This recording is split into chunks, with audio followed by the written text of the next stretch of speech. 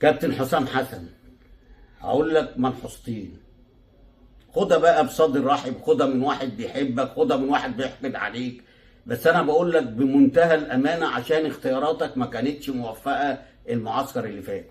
النهارده انت واخد خالد صبحي ولعبته الماتشين، النهارده كان احتياطي لباهر المحمدي ولمحمد هاشم.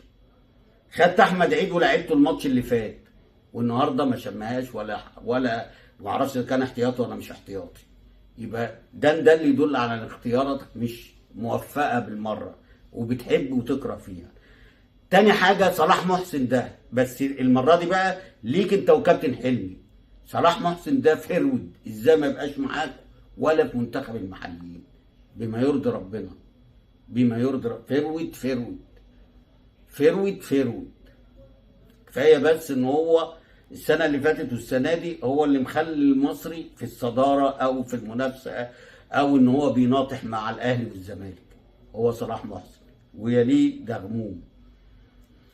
فدي كنت حاجه عايز اقولها بما يرضي ربنا.